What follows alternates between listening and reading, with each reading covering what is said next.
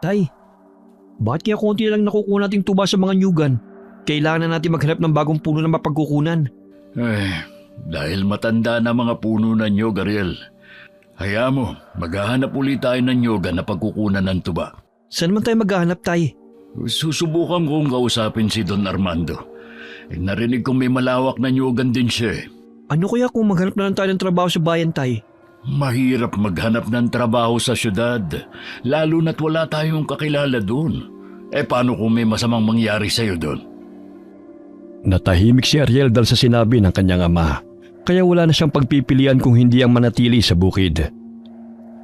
Maaga silang natulog ng gabing yun dahil kinakailangan nilang maghanap ng paraan kinabukasan. Marami-rami namang nagpapasuhol sa kanila sa pagtutuba. Pero ilang araw nang kumonti ang kanilang nakukuhang tuba, kaya maliit din ang kanilang kita. Hindi ka pa babangon dyan. 7:00 na Pasensya na ho, Tay. Napasarap ang tulog ko eh. Bakit ang aga nyo naman yatang nagising? Bala kong pumunta sa bahay ni Don Armando mamaya. Tapos ko na palang akyatin ng mga nyog. 3 galon lang ang nakuha ko. Hindi nyo man lang ako ginising kanina. Sasamahan ko na lang kayo sa lakad nyo. Hindi na. Ihatid mo na lang yan tuba sa tindahan ni Aling Mirna. Bumili ka na rin ng bigas mamaya pag uwi mo, ha? Opo, Tay. Tapos na ho ba kayo magkape? Hindi pa nga Ipagtimpla mo nga ako. Magpapalit lang ako ng damit dahil aalis na rin ako maya-maya. Sabay na nagkape ang mag-ama. Ilang minuto din ang lumipas, agad na umalis si Mang Dodoy.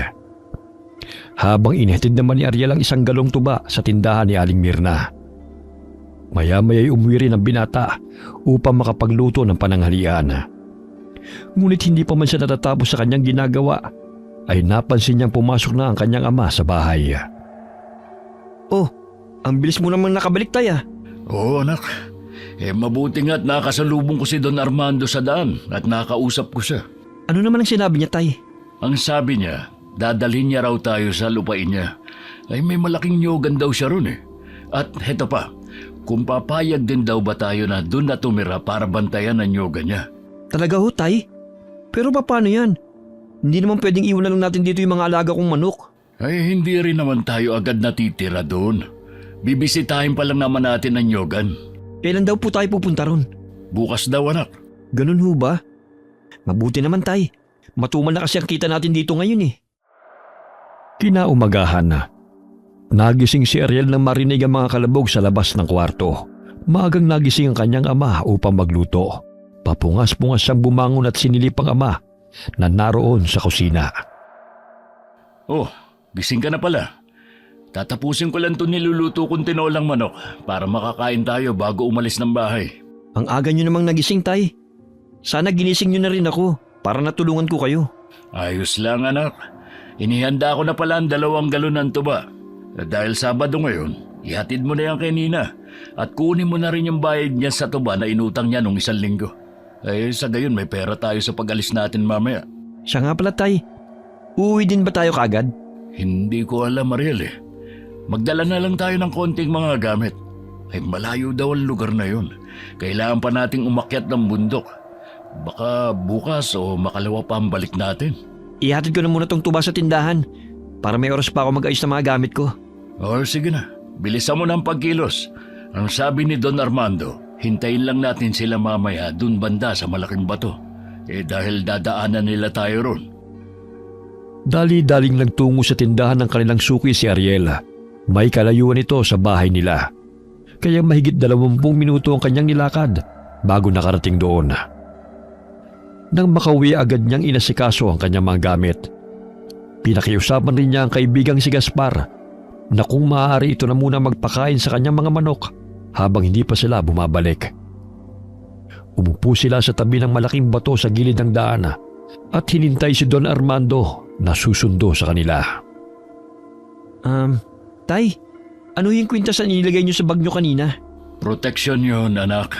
Protection ho? Para saan naman, Tay? Para sa kaligtasan natin. Para to sa masasamang nilalang. Binigay pa to noon ng namayapa mong lolo. Ganun ho ba? Ngayon ko na kasi nakita ang kwintas na yan eh. May mga bagay dito sa mundo na sadyang nangyayari kahit hindi natin maipaliwanag. Mas mabuti nang maging handa, lalo na't hindi natin kabisado ang lugar na pupuntahan natin. Napahinto sila sa pag-uusap nang biglang may bumusina na kotse at papalapit ito sa kanilang kinaroroonan. Sila na siguro yan, Tay. Oh, sila na nga yan. Kanina pa ho ba kayo, Mang Dodoy? Oh, ikaw pala, Sir Anton. Kararating din lang namin ang anak ko. Oh, sumakay na po kayo sa kotse. Ikaw na ba yan, Ariel? Opo, sir. Pinata ka na. Nung huli kitang nakita, mga 8 taon ka lang siguro nun. Bahagyang umiti si Ariel nang marinig ang sinabi ng lalaki. Napakunotno siya dahil pamilyar ang mukha nito. Ngunit pilit niyang inaalala kung saan niya ito nakita. Napansin siya ng ama, kaya't binulungan siya nito. Siya ang nag-iisang anak ni Don Armando, Ariel. Mukhang siya yata ang makakasama natin at hindi si Don Armando. Ganun ba, Tay? Kaya pala pamilyar siya sa akin. Mahaba-haba ang biyahe natin ngayon, Mang Dodoy. Sabihan niyo lang ako pag nagugutom na kayo, ha? Kung gusto niyo namang magpahinga, matulog na muna kayo. Gigisingin ko na lang kayo pag nakarating na tayo ron. Hindi nakasama si Daddy dahil may importanteng pinuntahan. Ganun ba? Huwag mo na kaming alalahanin pa, Sir Anton. Kumain na rin kami sa bahay kanina. Tahimik lamang habang nakikinig si Ariel sa usapan ng mga ito. Nakikiramdam din siya sa 3 lalaki na kanilang kasama. Bumuntong hininga ang binata at itinuon na lamang ang paningin sa labas ng bintana.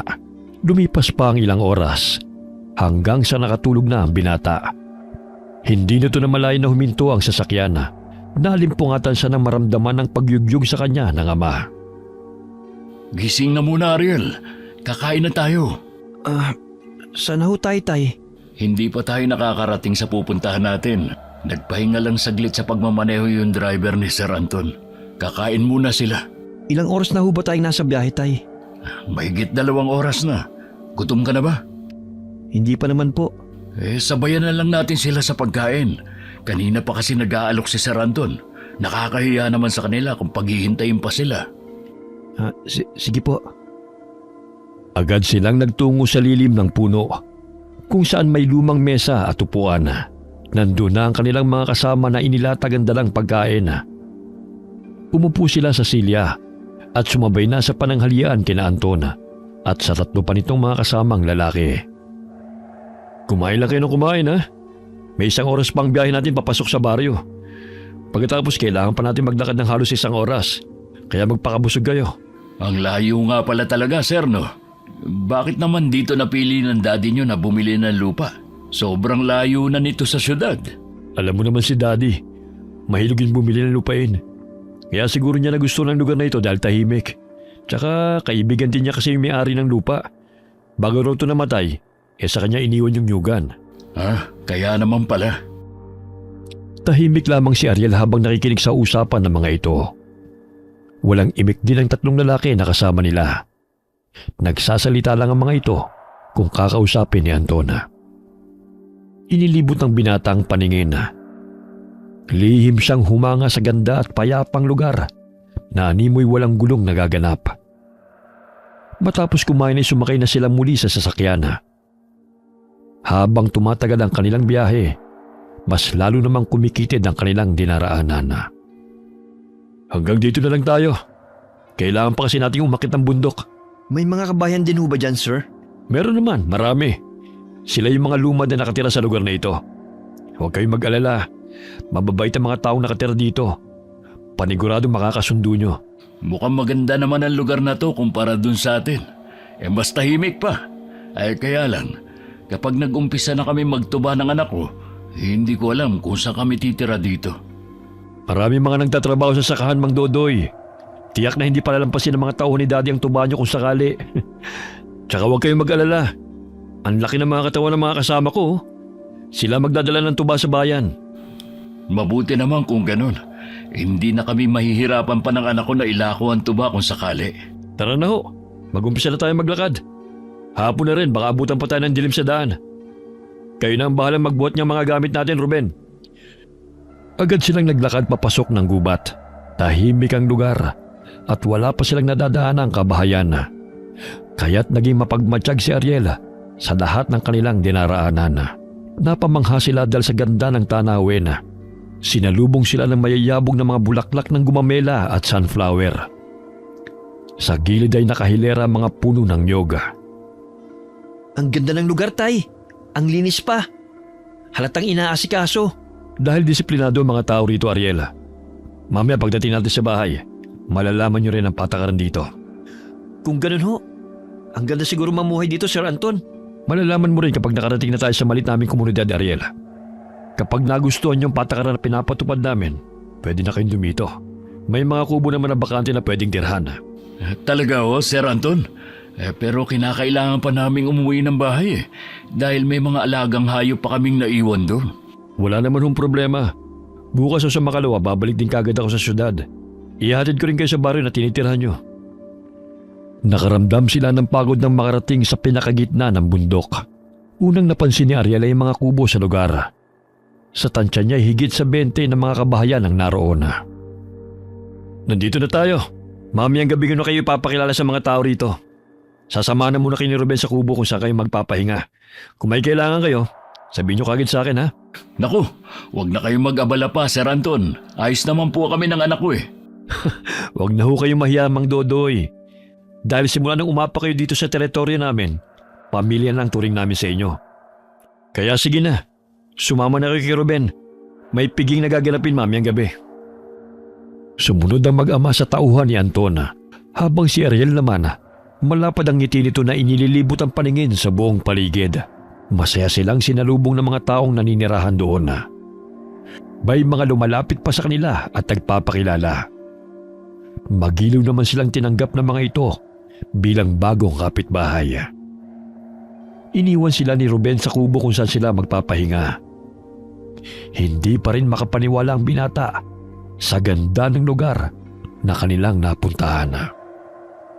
Ang ganda ng kubo kahit maliit lang, Tay, no?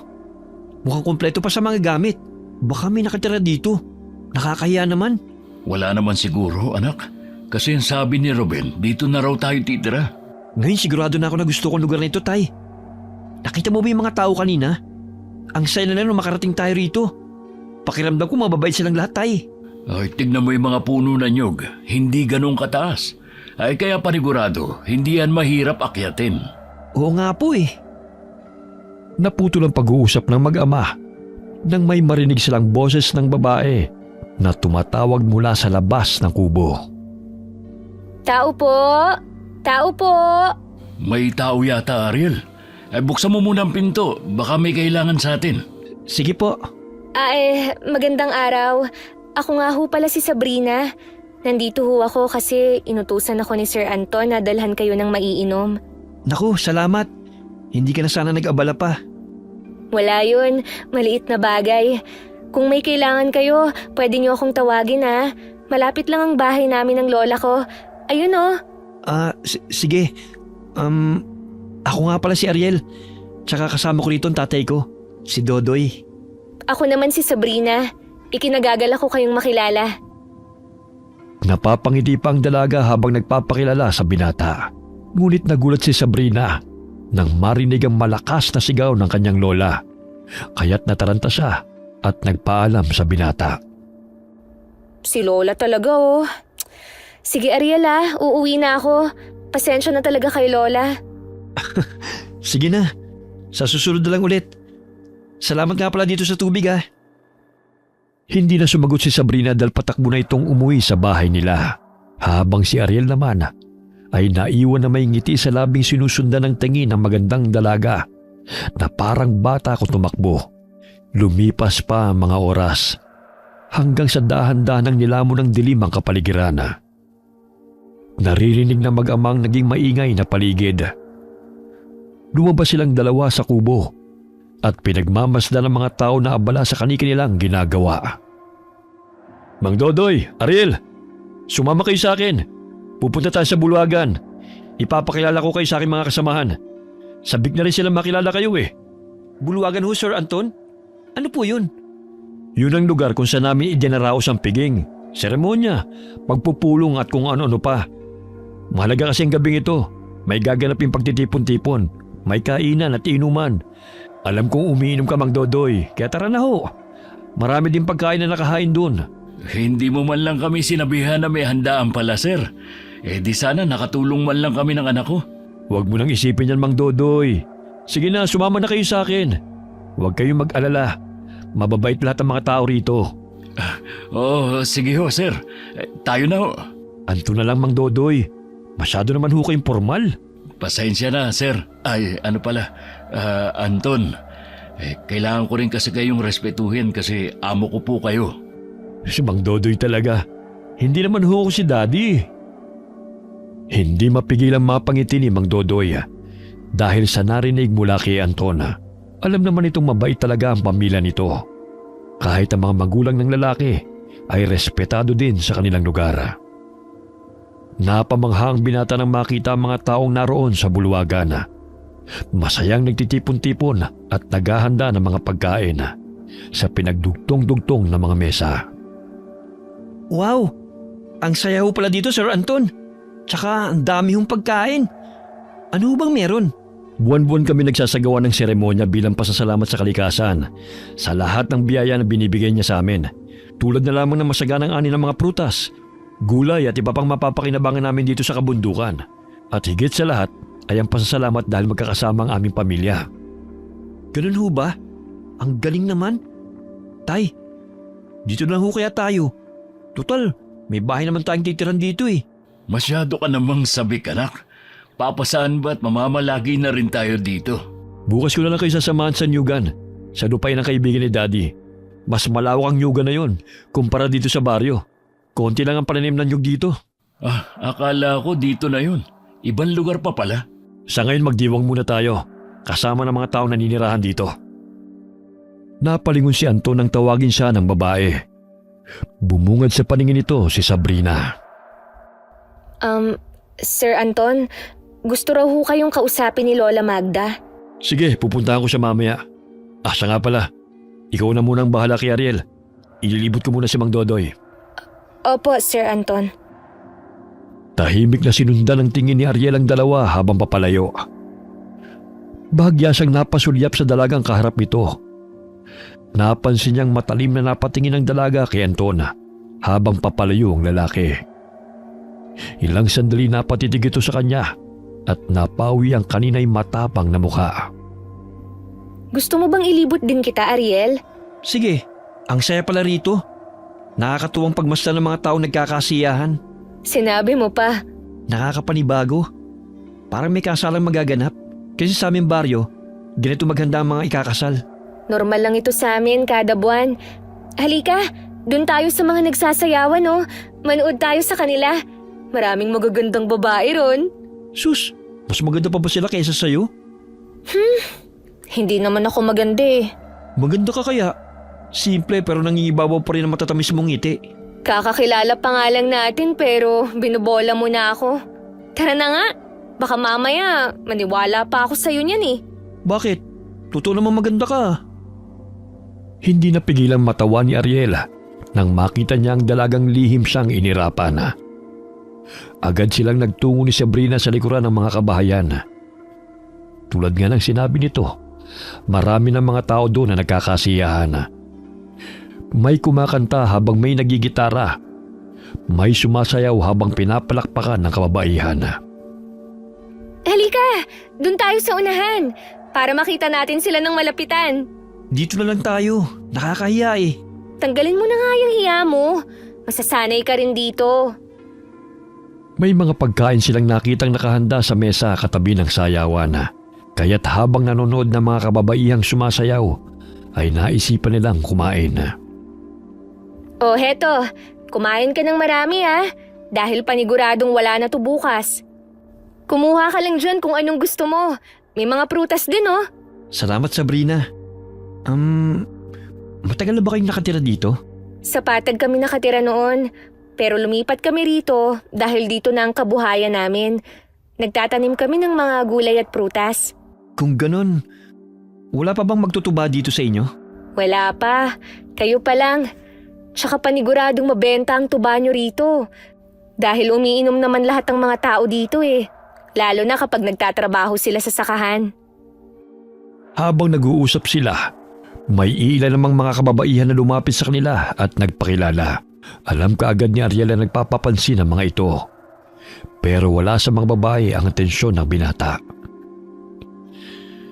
Nakaramdam ng kaba ang binata nang mapansin ang kakaibang titig sa kanya ng mga taong naroon. Tila hinuhubaran siya na hindi niya maintindihan. Bahagya siyang nabulunan at pinagpagang dibdib. Hinay-hinay lang. O, itong tubig, uminom ka muna. Grabe kasi makatingin yung mga tao rito. Ayan tuloy, nabulunan na ako. Inilapag nito ang pinggan sa mesa. Hindi na siya nagpatuloy sa pagkain dahil naiilang na siya sa matatalim na tingin sa kanya ng mga taong nasa paligid. Nagulat siya nang biglang hinila siya ng dalaga patungo sa gitna ng mga babaeng sumasayaw. Halika, sumayaw tayo. Huwag ka nang mahiya. Ayoko. Hindi naman ako marunong sumayaw eh.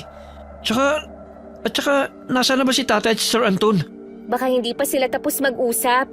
Hayaan na muna natin sila. Halika na. Sumama ka sa akin. Sumayaw tayo. Ha? Hindi. Ayoko nga. Teka lang naman, Sabrina. Huwag mo naman ako hilahin. Sasabay lang naman tayo sa kanila. Paikot dito sa malaking apoy eh. Kaya halika na. Makulit ka rin pala eh. Napapailing na lamang si Ariel habang nakikitang tawa ng tawa ang dalagang kasama niya. Napatingin pa siya sa kamay niyang hawak-hawak ng babae. Lihim siyang napapangiti dahil kahit bagong kakilala pa lamang niya sa dalaga, naging malapit na ito sa kanya.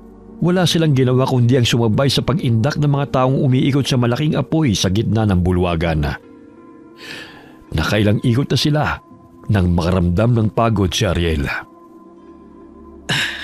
Sabrina, pwede bang maupo na muna ako saglit? Sumasakit na kasi ang paa ko eh. Sige, maupo ka muna dun. Huwag kang lalayo ah. Kung may kailangan ka, sabihan mo lang ako. Dito na muna ako. Sasayaw kasama nila. Sige, nakakapagod palang sumayaw. Hiningal na ako. Tsaka, nakakayan, daming nakatingin sa akin. Huwag mo na silang pansinin. Sige na, maupo ka na dun. Umupo sa gilid si Ariel habang pinagmamasdan ng mga taong nasa kanyang paligid. Nakaramdam siya ng kaba nang makita ang isang matandang babae na matalim na nakatingin sa kanyang kinaroroonan. Mahaba ang buhok nito at kulay abo, kaya mas lalong lumakas ang pagkabog sa kanyang dibdib. Mag-isa lamang ang matanda habang nakatayo sa madilim na lugar. Marahan siyang tumayo at akmang lalapitan ang matanda nang bigla na lamang may humawak sa braso niya. Saan ka pupunta, Ariel?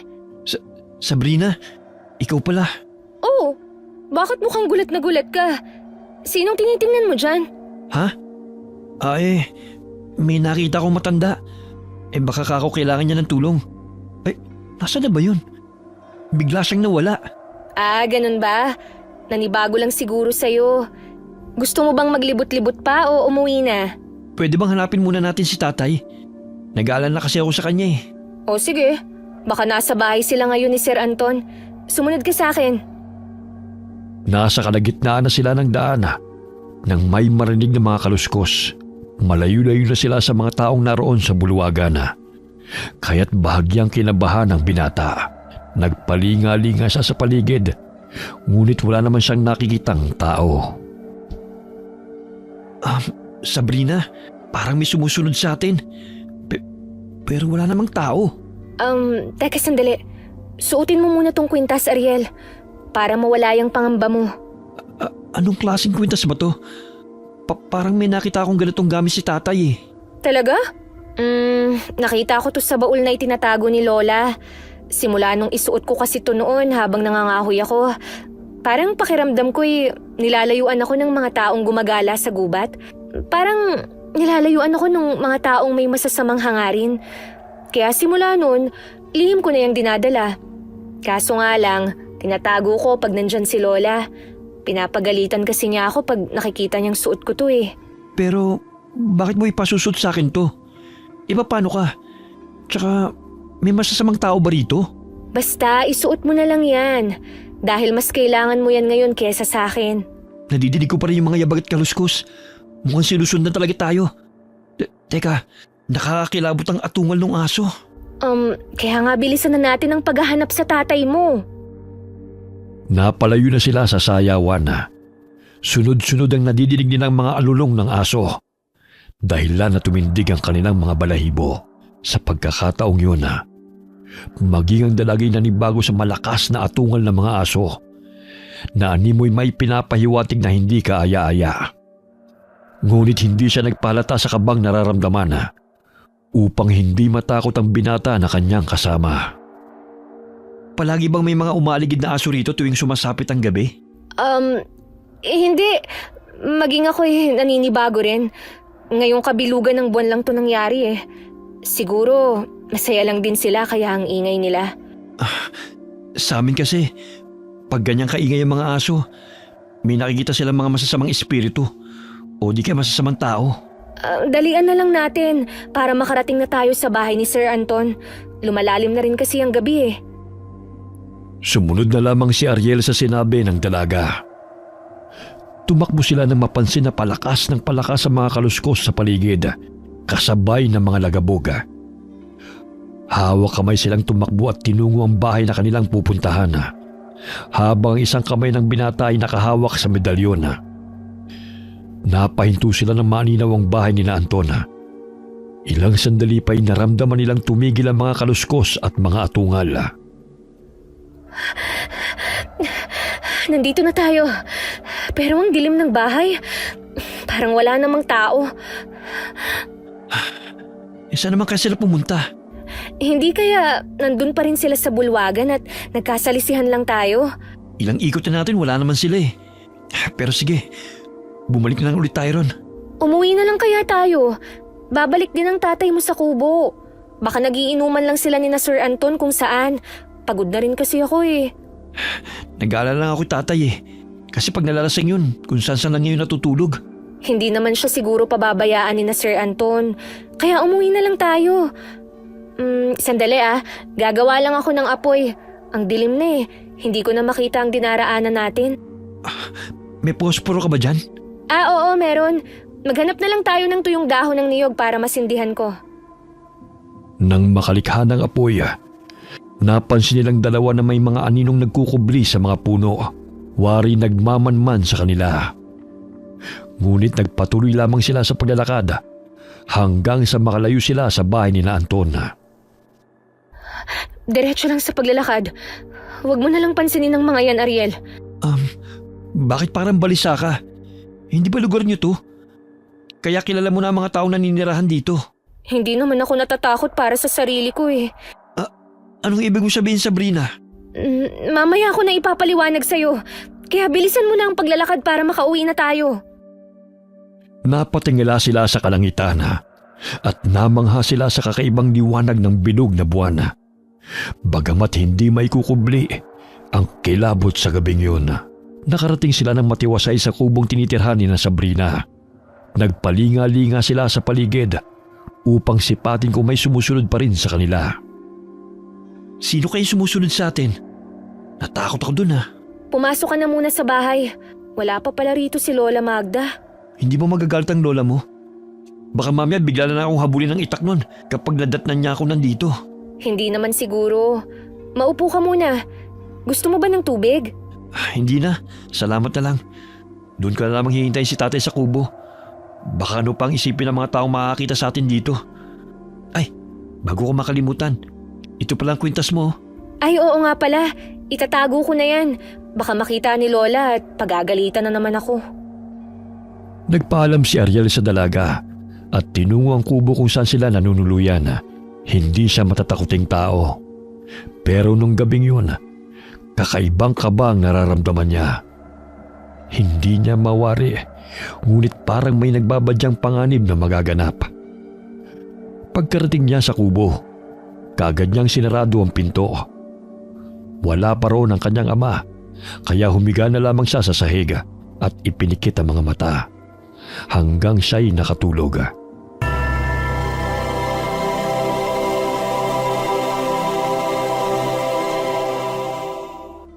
Napabalikwas ng bangon mula sa pagkakahiga si Ariel nang marinig ang pagkatok at boses ng ama na tumatawag sa kanya.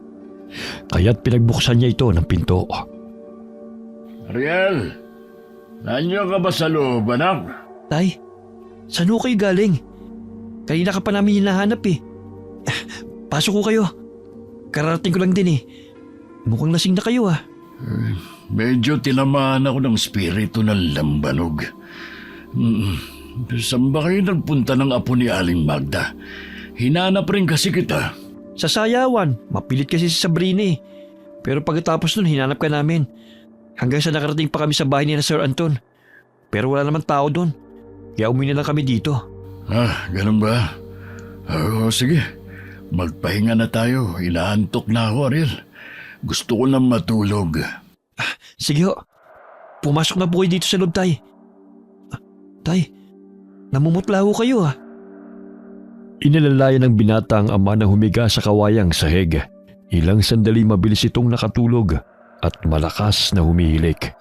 Kinabukasan, nagtataka si Ariel dahil tanghali na hindi pa rin bumabangon ang kanyang ama. Nilapitan niya ito at sinuri. Nagulat siya dahil inaapoy na pala ito ng lagnat at nangangatog ang katawan. Tay, inaapoy po kayo ng lagnat. Kailangan niyo pong magamot. Tawagin mo si Magda, Ariel. Bilisan mo. Kailangan ko ang tulong niya. Opo, Tay. Sandali lang ho. Mabilis na tinungo ni Ariel ang bahay ni Sabrina. Nakita niya nagwawalis sa bakuran ng dalaga. Pero agad na natigilan si Ariel nang bumungad sa kanyang paningin ang matandang babae na kalalabas lamang sa bahay. Oh, Ariel, may kailangan ka ba? Si tatay kasi sobrang init. Nanginginig siya ngayon. Natatakot ako dahil ang taas ng lagnat niya. Narinig ng matandang babae ang usapan ng mga bata. Kaya't nilapitan nito si Ariel at kinausap.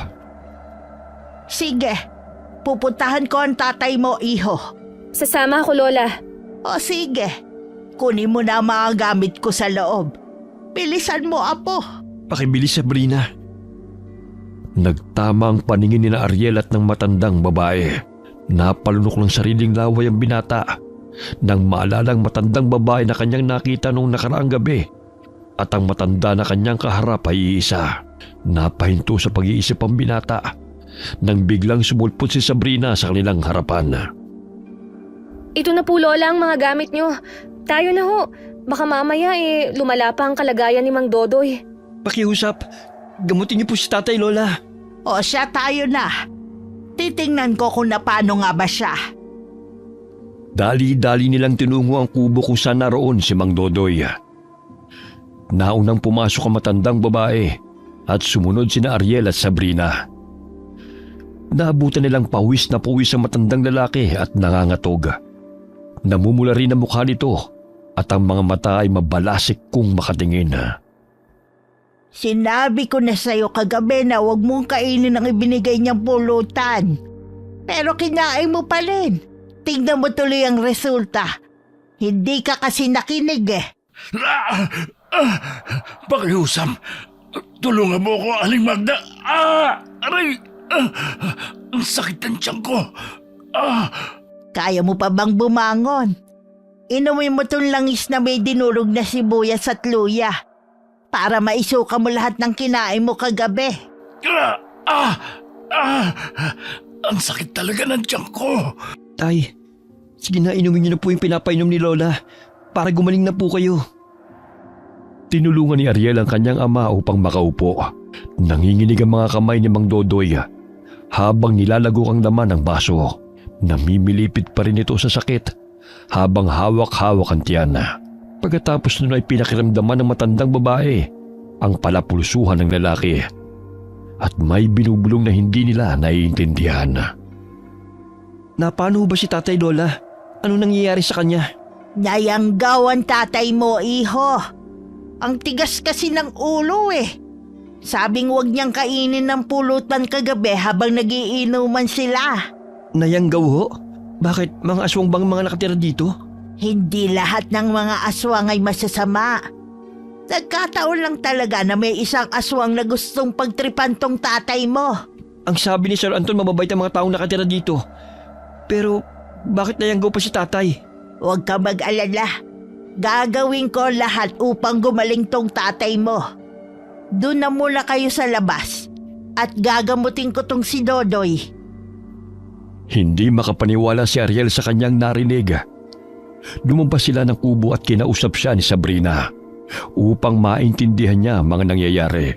Maging siya'y natatakot, baka niyanggaw na rin siya. Kailangan mong malaman yung totoo, Ariel.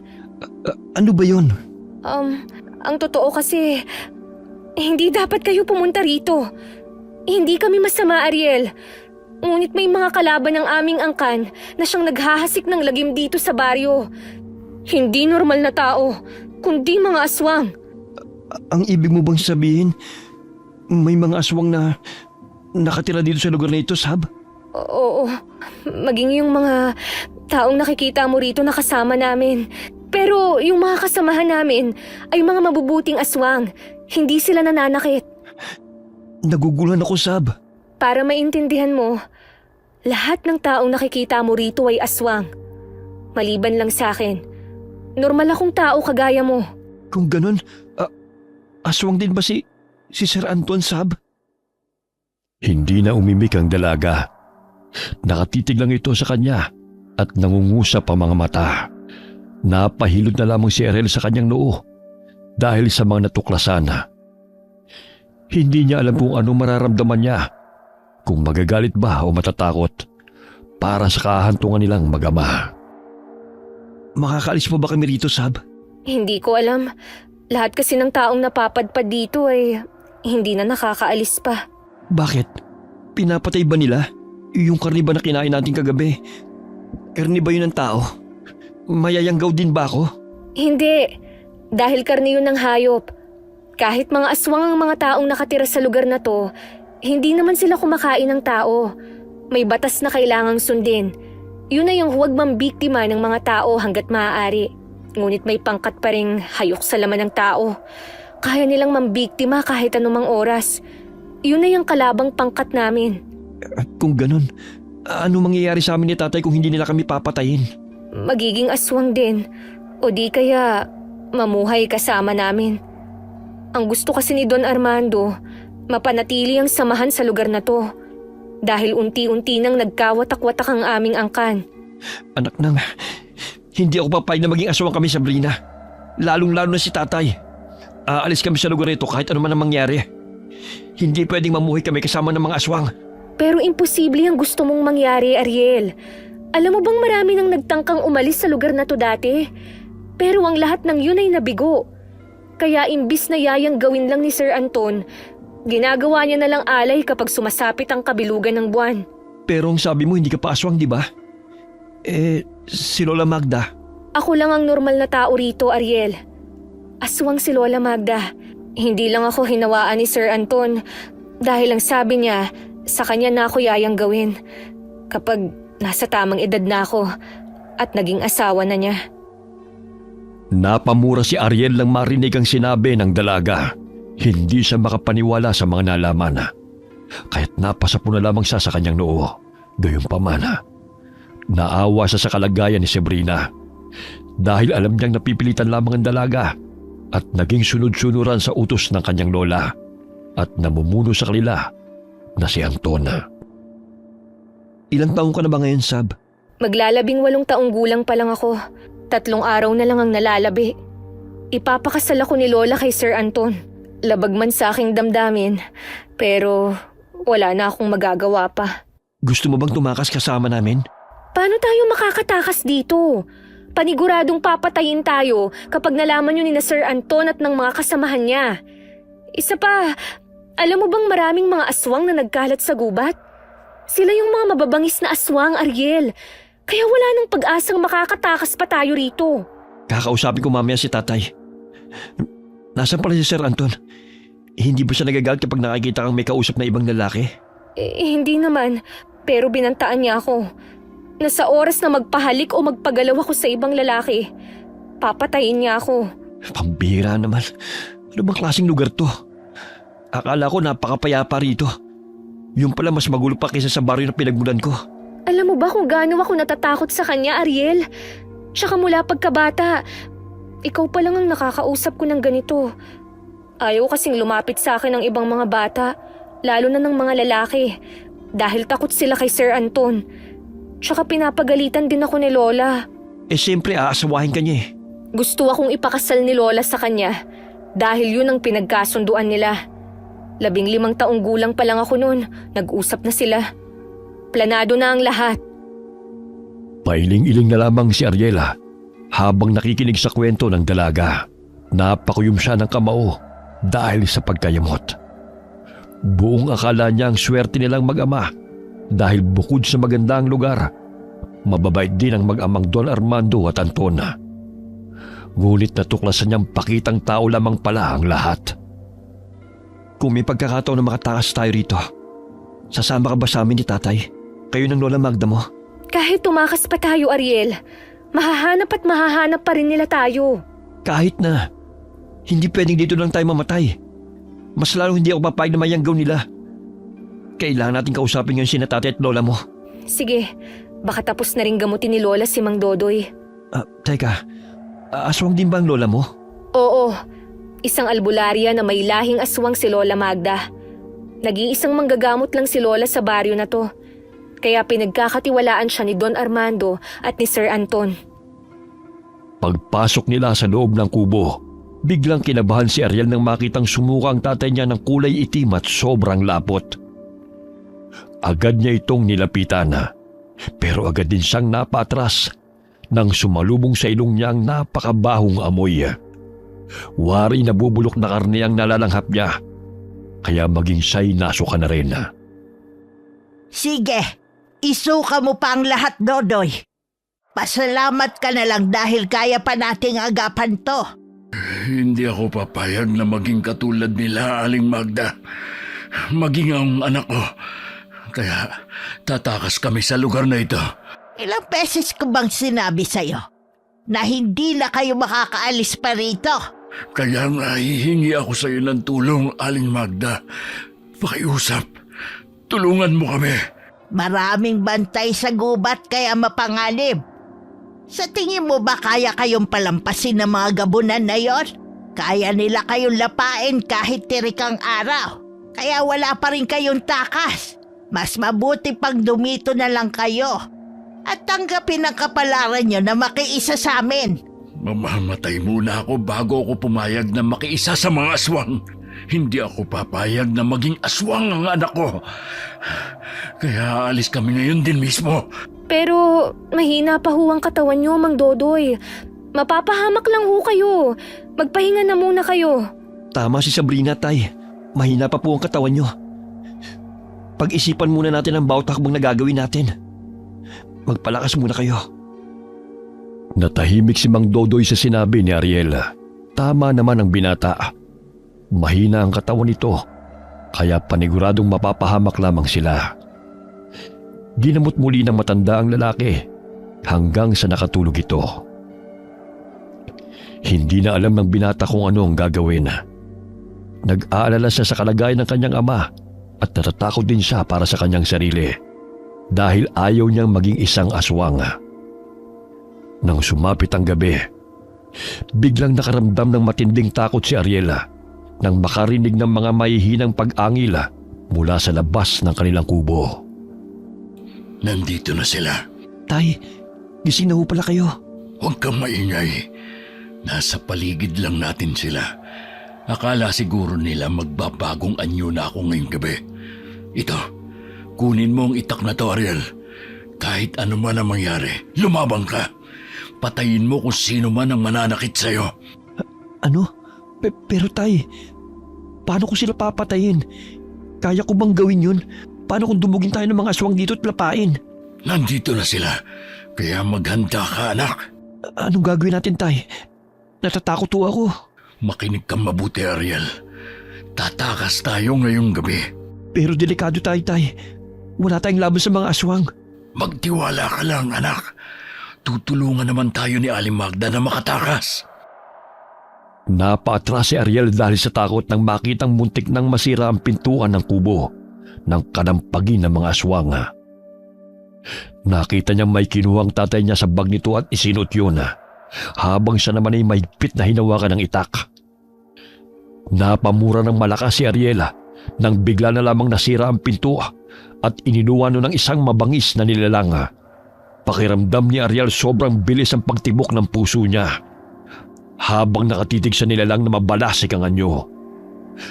Nadidinig din nila ang mga yabag mula sa labas ng kubo.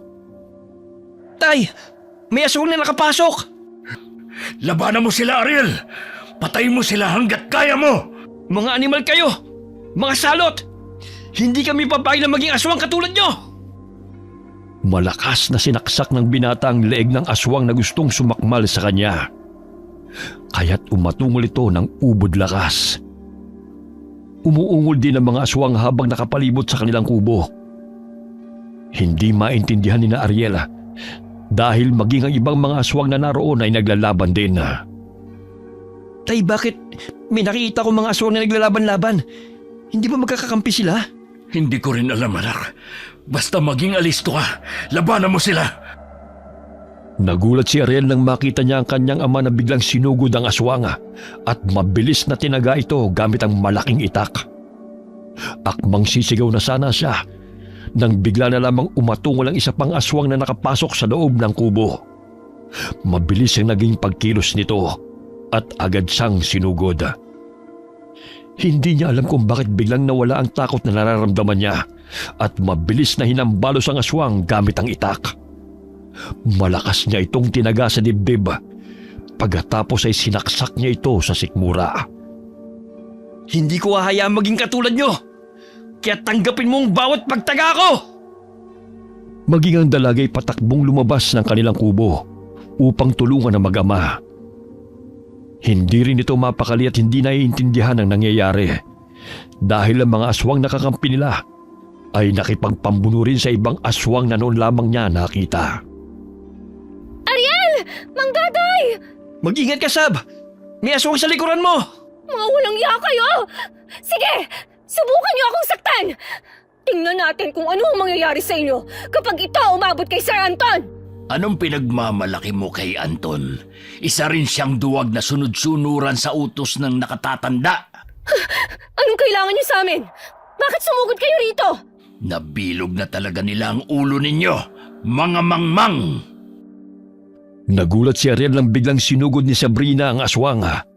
Sinaksak niya ito gamit ang tanso nitong punyal. Kitang-kita ng binata kung makailang beses itong sinaksak ni Sabrina hanggang sa matumba ito sa lupa at binawian ng buhay. Ariel! Halika na! Kailangan na nating makaalis dito! Si tatay, tulungan natin! Nasa labas na siya kasama si Lola! Tara na! Kailangan na nating lumabas dahil nagkakagulo na silang lahat! Ano ba nangyayari? Bakit naglalaban-laban ng mga aswang? Akala ko ba'y magkakakampi sila rito? May mga natagpo ang mga bangkay sa patag at napag-alaman na ang masasamang aswang ang gumawa nun. Nagalit yung mga kasamahan namin dahil gustong palabasin ng mga kalaban na ang mga kasamahan namin ang pumapatay. Kaya nagkainitan. Tayo na, hanggat may panahon pa. Maging si Lola Magda ay nakipagpambuno sa mga aswang na lumulusob sa kanilang tirahan. Sa tuwing magsasalita ang mga ito, ay hinahataw niya ng patalimang bunganga ng mga aswang, dahilan na hindi nakapagsasalita ng diretsyo at agad na namamatay.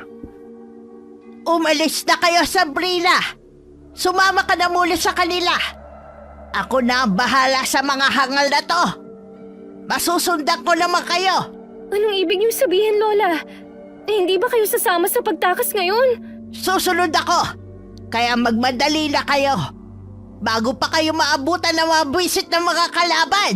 May sumusugod na aswang sa likuran mo, tay! Ilag! Natulala sa kinatatayuan si Ariela nang makita si Lola Magda na biglang nagbago ng anyo bilang aswang. Mabilis na sinunggaban nito ang kalabang aswang na magsasalita pa sana. Kitang-kita ng binata kung paano itarak na matandang aswang ang matutulis nitong kuko sa sikmura ng kalaban nito at hinalukay pa ang laman loob. Wari naging mabangis na hayop ang matanda. Naging maliksi at sa bawat aswang na nagtatangkang sugurin sila ay hindi nagdadalawang isip ang matanda na butasan ng sikmura ng mga ito. Umalis na kayo. May aayusin lang ako dito. Bilisan nyo na! Pero Lola, hindi ka pwedeng maiwan dito. Dahil baka pagtulungan ka niya lang lahat. Hindi yan mangyayari, Apo. Dahil kahit matanda na ako, hindi pa rin nila kaya ang orasyon ko. Pero Lola, ayokong iwan ka. Huwag na kasing matigas ang ulo. Umalis na kayo! May nakitang bag si Ariel sa lupa. Batid niyang pagmamayari yun ni Sabrina. Dali-dali niya yung dinampot at binuksan. Natagpuan niya raw ng isang latigo, kaya agad niya itong kinuha. Magagamit ko to laban sa mga aswang. Buntot pagi yan, Ariel. Kaya ihambalos mo yan sa mga aswang. Tiyak na masasaktan sila. Sumunod ka kagad, Lola. Umiiyak na tumakbong palayo ang dalaga kasama ang mag-ama. Isinuot ni Ariel ang bag sa kanyang likod. Ilang sandali pa'y biglang napasigaw sa takot si Sabrina nang magsulputan ang mga kalabang aswang sa kanilang harapan. Sa bawat aswang na nagtatangkang sugurin sila ay namamatay dahil sa mabilis na pagsugod ni Lola Magda. Habang si Sabrina naman ay umiiyak at nagmamadaling lisanin ang lugar na yon. Napapalingon pa siya nang makita na isa-isang sinusunggaban ng kanyang lola ang mga aswang na kalaban nito. Sobrang dilim ho ng daan. Halos wala akong makita. Tay, gagaw tayo ng sulo. Wag. Dahil mapapansin at masusundan tayo ng mga kalabang aswang. Sa oras na to, wala tayong kakampi kundi ang mga sarili natin. Maging ang mga kakilala ni na Sabrina, hindi tayo pahihintulutang makatakas. Natatakot ako para kay Lola. Paano kung bigla na lang siyang pagtulungan ng mga kalaban? Magtiwala lang tayo sa lola mo, Sabrina. Alam kong malakas siya, kaya makakasunod agad siya sa atin. Kaya dalian nyo na. Sandali lang. Ariel, akin na muna yung bag. May kukunin lang ako dyan. Agad na ibinigay ni Ariel ang bag sa dalaga. Kinuha nito ang medalyon na may mutya na kulay berde sa gitna nito at agad itong isinuot. Nararamdaman ko malakas na puwersa na nagmumula sa mutyang yan, Sabrina. Oo nga po, Mang Dodoy. Natagpuan ko ito sa lumang baul. Wari ko gamit ito ng namayapa akong lolo. Kaya lang, pinapagalitan ako ni Lola kapag inilalabas ko to. Dahil sabi niya, hinihigop daw ang kanyang enerhiya kapag inilalapit ito sa kanya. Kaya itinatago ko to sa itim na tela kapag nandyan siya. Kung ganon, isuot mo na yan. Para hindi na makalapit sa yung mga aswang na kalaban. Tama si Ariel, Sabrina. Kaya tayo na. May naririnig na ako mga kaluskos sa paligid. Siya nga pala, Mang Dodoy. Sa kabila ho tayo dadaan ha. Walang masyadong mga malalaking punong kahoy at puno ng niyog doon. Sige, kailangan natin makarating sa patag ngayong gabi para makaalis sa lugar na ito. Agad nilang ipinagpatuloy ang kanilang paglalakad. Nang marating nila ang pinakagitna ng yugan, ay doon na nagsimulang may marinig silang mga kaluskos at atungal sa kanilang paligid. May alam din akong orasyon na pangontra sa mga kalaban. Kaya may laban din tayo sa mga aswang. Mabuti kung ganon. Pero huwag tayong pakampante. Dahil mga aswang pa rin sila. Gagawa talaga sila ng paraan para mapatay tayo. Habang tumatakbo, nararamdaman nilang may sumusunod sa kanila. Kahit hindi nila alam kung saan sila patutungo, patuloy pa rin silang tumatakbo upang hindi maabutan ng mga aswang na sumusunod sa kanila. Tanging ang sinag ng buwan ang nagsisilbing liwanag sa madilim na daan. Ariel! Sabrina! Nasaan kayo? Aray! Itiwan mo ako, ano ba? Akala mo ba mapapatay mo ako ng basta-basta? Wes, itong sayo! Ang ilong ko! Buwisit kang babae ka. Marami ka pa palang dapat na malaman sa kasamaan ng inyong pinuno. Ang alam ko kayo ang pumapatay. At sa amin nyo'y pinapaako ang lahat ng mga kawalangyaan nyo. Kung may salot man, kayo yon! Tatanga-tanga ka talaga. Ang taong inaakala mong kakampi ay siyang traidor sa inyong grupo. Hindi kami ang kalaban ninyo, kundi si... Walang hiya ka! Layuan mo si Sabrina! Itigil mo yan! Aray! Aray! Paulit-ulit na hinahambalos ng buntot ng pagi ni Ariel ang aswang na sumusugod sa dalaga. Pinagtulungan nila ito. hanggang sa ito'y humandusay sa lupa nang saksakin ng punyal ni Sabrina ang leg nito. Mabilis din ang naging pagkilos ni Mang Dodoy nang makita niyang ilang mga nilalang na pasugod sa kanila. Aminado siyang nakaramdam siya ng takot para sa kanilang kaligtasan. Ngunit kailangang lakasan niya ang loob, lalo pat wala silang ibang pagpipilian. Napahanga ang binata dahil sa liksi at husay ng pakipaglaban ng kanyang ama. Sa tulong din yun ng medalyon na suot nito. Pagsisisihan niyo kung bakit niyo kami kinalaban. Ang matandang babae ang siya nagmamanipula ng lahat. Dahil siya ang tunay na salarin, hindi kami. Tulad ninyo, gusto namin mabuhay ng normal. Bagamat dahil sa kanyang kasakiman, pinag-away-away tayo ng babaeng yun. Anong ibig mong sabihin? Nang dahil sa kanya nagkagulo ang aming angkan. Dahil sa inggit at kapangyarihan, siya ang kumakain ng laman ng tao. Sinisisi niyo kami sa kahangalan ng kinikinala niyong pinuno. Si Magda, siya ang nag-utos sa amin noon na pumatay ng tao. Minamanipula niya ang utak ng lahat. Sinungaling! Hindi masama si Lola! Kayo ang may kasalanan! Tinulak ng aswang si Sabrina kaya't tumilapon ito. Bagamat maliksing bumangon ang dalaga at inundayan ng saksak ang kalaban nitong aswang. Tinulungan siya ni Mang Dodoy at Ariela, kaya't pasinok-sinok itong bumulagta sa lupa. Ngunit laking gulat ng binata nang biglang ibaon ng aswang ang mahaba nitong kuko sa kanyang tagiliran, dahilan na napahiyaw siya sa sakit. Sakit! Ariel! Sasaktan mo pa ang anak ko, ha? Itong sa'yo! Dahil sa galit, sinaksak ni Mang Dodoy sa dibdib ang aswang na nanakit sa kanyang anak. Paulit-ulit niyang ibinaon ng patalim hanggang sa mawalan ito ng buhay. Sapu-sapu ni Ariel ang kanyang sugat. Hindi niya alam kung saan niya nabitiwan ang bitbit na buntot pagi, kaya kinapa niya ito sa kanyang tabi. Halina kayo! Dumadami na sila! Kailangan na natin makalayo rito! Ariel, kaya mo pa ba? Oo, kaya ko pa. Pero ang sakit ng sugat ko. Gagamutin natin yan. May mga halamang gamot at langis dyan sa loob ng bag na dala mo. Kailangan lang nating makalayo sa mga aswang. Pwede bang magpahinga na muna tayo saglit? Parang hindi kasi ako makahinga eh. Sige, akin na muna ang bag at gagamutin ko yung sugat mo. Si Mang Dodoy ang naging mata nila at nakiramdam sa paligid. Nakalayo na sila sa mga kalabang aswang, kaya't agad na ginamot siya ng dalaga. Kinuyumos niya ang dahon ng sambong at piniga ang kata sa sugat ni Ariel at tinapal ang dahon upang maibsan ang pagkirot nito. Habol-habol ang hininga ng binata at pigil ang pag-impit. Anak, Ariel, kaya mo pa ba? Opo, tay. Masakit lang ang sugat ko. Mang Dodoy, may aswang na paparating! Mga animal, hindi talaga nila tayo tinatantanan. Walang makakatakas rito sa utos ni Anton. Kakampi ka ni Anton? Oh, bakit? Ayokong saktan ka. Kaya pakiusap, tantanan mo kami. Hayaan mo na kaming makatakas. Hindi kayo pwedeng umalis. Ayon na rin sa batas ni Sir Anton. Pakiusap, hayaan mo na kami. Lalo na't nagkakagulo na ang dalawang pangkat ng mga aswang. Alam kong mabait ka, Samuel. Ayaw pa sanang pumayag ng binatang aswang.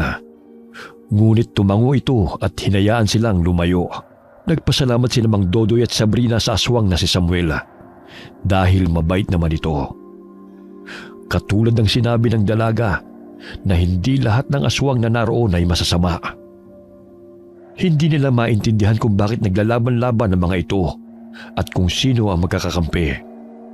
Mas minabuti na lamang ni Mang Dodoy na kargahin sa kanyang likod ang anak na si Ariela upang umalis na sa naturang lugar. Tayo na, hanggat may oras pa. Tay, kayo na lang pong tumakas. Isama niyo na po si Sabrina. Hayaan niyo na lang po ako rito. Hindi pwede. Hindi ka namin pwedeng pabayaan. Tama ang tatay mo, Ariel. Dapat sama-sama tayong makaalis dito. Nagpasalamat siya sa lalaki dahil hinayaan silang umalis nito. Ngunit ang ngiti na namutawi sa kanyang labi ay panandalian lamang. May dumating na mabalasik na aswang na gustong pumatay sa kanila. Ngunit hinarangan siya ng binatang aswang hanggang sa nagpambuno sila. Hayaan na natin sila, tayo na! Wari ko'y malapit na tayo sa ating patutunguhan. Ariel, anak, ano nang nararamdaman mo? Ayos lang po ako, Tay. Gagamutin uli natin yung mga sugat mo kapag nakalabas na tayo rito. Patawarin mo ako, anak. Ako ang dahilan ng ikinapahamak mo. Huwag niyo pong sabihin yan, Tay. Alam kong lahat gagawin niyo para protektahan ako. Hindi ko po kayo sinisisi. Muling may sumulpot na aswang. Ngunit nilabanan siya ni Sabrina. Napahanga na lamang si Mang Dodoy dahil maliksi at mahusay na nakipaglaban ng dalaga sa aswang hanggang sa sinipa niya ito at nagpagulong-gulong pababa. Kailangan nating makahanap ng lugar para mapagpahingahan. Tay, ibaba niyo na ako. Nahihirapan na kayo eh. Hindi, anak. Mas lalo tayong matatagalan kung hindi kita papasanin. Aalalayan ko po kayo. Ako na po ang bahala sa mga kalabang paparating. Hanga ako sa katapangan mo, Sabrina. Nagmana ka sa Lola Magda mo. Kailangan po naming maging matapang. Dahil wala kaming ibang maaasahan kundi ang aming sarili. Katulad ngayong nagkakagulo. Kailangan na iligtas ang sarili at maging handa anumang oras. Madalas bang ganito rito? Nag-aaway ang dalawang pangkat na mga aswang? Ngayon lang talaga nangyari to. Kahit dati pa namang may lamat ang samahan. Dati, isang grupo lang kami. Kaso nga lang, ang iba ay nagkanya-kanya. Kaya kami nagkawatak-watak. Dahil siguro sa mga batas na gustong ipatupad ng gustong maging leader. Humanga si Mang Dodoy dahil sa narinig mula sa dalaga. Kaya dahan-dahan niyang ibinaba si Ariel na nanghihina. Nagulat pa ang matandang lalaki nang maapakan niya ang mga bangkay na nakahandusay sa lupa. Meron ka pa bang ibang alam na lugar na pwede natin pagtaguan, Sabrina? Kahit doon na muna tayo magpalipas ng gabi para magamot at makapagpahinga na maayos tong si Ariel. Hindi ko nakabisado ang lugar na to, Mang Dodoy. Kailangan natin makahanap ng lugar na pwede mapagpahingahan. Wala na bang mga kabahayan dito? Doon banda sa gubat. Sana naman, hindi na tayo masundan ng mga kalaban. Bukod kay Lola.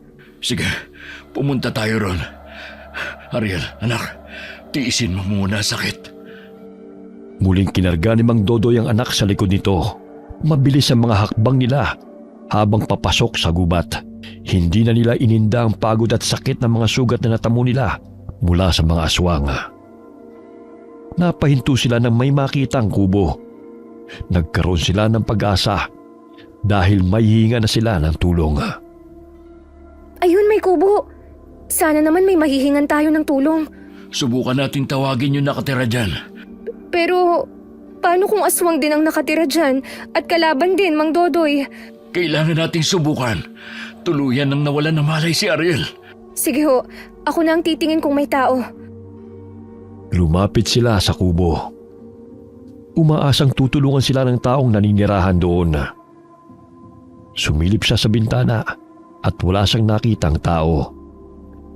Tinungo niya ang pinto at binuksan at nakumpirma na walang nakatira.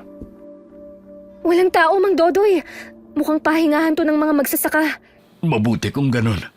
Kailangan ko na mailapag si Ariel. Akin na yung bag. May mga halamang gamot pa ba dyan? Opo, eto. Dito niyo po ilapag si Ariel. May mga kumot pang naiwan dito. Oh. Ariel, gumising ka anak. Tuluyan na siyang nawalan ng malay. May langis din po rito. Patakan po natin ang mga dahong itatapal sa sugat niya. Ganitong paraan po kung manggamot si Lola. Maraming salamat sa iyo, Sabrina. Pagpasensya mo na tong anak ko. Wala pa kasi itong kaalam-alam sa mga bagay-bagay. Wala hong problema, Mang Dodoy. Paano nga ho pala kayo nagkaroon ng medalyon? Katulad ng lola mo, maalam din sa panggagamot ang tatay ko noon.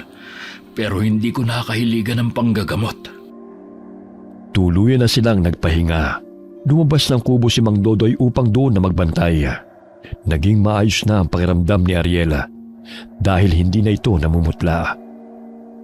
Dahil sa labis na pagod, tumabi si Sabrina kay Ariela. Napalingon siya sa mukha ng binata at marahang hinaplos ang pisngi nito. Magpagaling ka ha. Ipagdasal natin na tuluyan na tayong makalayo sa mga aswang. Nagulat si Sabrina nang biglang iminulot ng binata ang kanyang mga mata. Inilapat ito ang palad sa noo at leeg ng binata. Nakahinga siya ng maluwag nang hindi na ito nilalagnat.